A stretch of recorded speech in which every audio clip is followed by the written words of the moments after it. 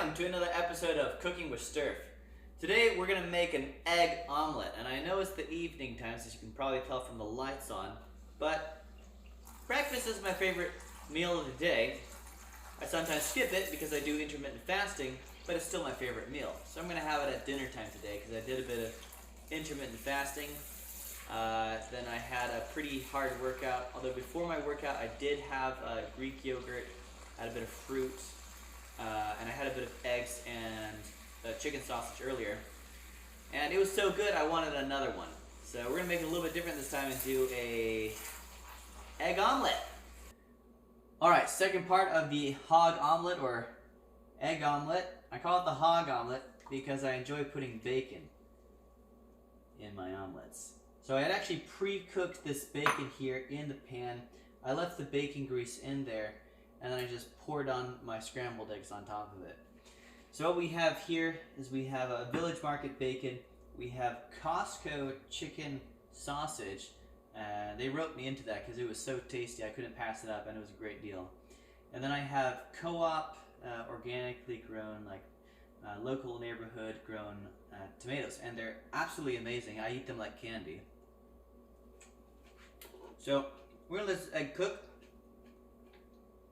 I think I have the heat on. Yep, I do. And so I'm gonna put my sausage in there first. My bacon. There's a lot of meat in this sausage. And then my tomatoes. And mozzarella. This is regular old Organic Valley finely shredded mozzarella. Nothing special about this. I believe it is pasteurized. But I believe cheese is a little bit easier on people's digestive systems. You know, ideally you want to get a raw unpasteurized cheese, but if you can't get one, you can get a fine organic cheese. See how it agrees with you. But I know some people who are more sensitive, they need to use raw milk because it has those digestive enzymes in there, like lactoferrin. Super important, very interesting, but lactoferrin, how it helps improve the immune system, helps decrease inflammation. I'm currently involved in a research trial in the Philippines where we're using ivermectin plus lactoferrin to see if we can reduce prostate size, so prostatomegaly, decrease PSA. So very, very interesting how lactoferrin, an enzyme that is completely degraded by the pasteurization process, that is found naturally in milk, is critical towards health. And we're now using it in trials to see if we can maybe reverse some diseases. So, you know, you can't always get unpasteurized milk, it's very difficult to find, but if you can get it, incorporating that into the diet is very important. But any old, you know, if you're trying to get some good protein in, some extra flavoring, the pasteurized milk is just fine. So we're going to flip this, see if I can, my egg is kind of bursting at the seams here because it's so big. That's why I call it a hog omelet, because I'm a hog. I like eating lots of protein and meat, and I like putting hog in my egg as well. Ugh. Not my best omelet, at least we got half of it properly flipped here. I'm going to let the rest of this seep out, see if I can get it into the rest of the pan, and then I'll try to layer that back over. It's an art. That's what this is. That's good bacon. And that chicken sausage at Costco is very good too.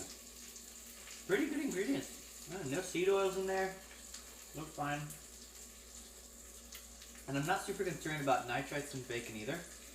I've recently been changing my theory on nitrites based off some lectures that I sat in at the American Academy of Anti-Aging Medicine at one of their conferences, actually two of their conferences. They had this lecture about how nitrites help vasodilation, help improve nitric oxide formation in the vasculature, and how it's removed from the diet of many Americans.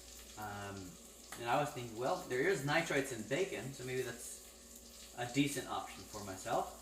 There's also nitrites in celery powder, so if you ever see bacon that says nitrate free, or I don't know how they brand it because they all have nitrates in there. Oh, they do say nitrate free, but they use celery powder. Now, celery powder has nitrates in it.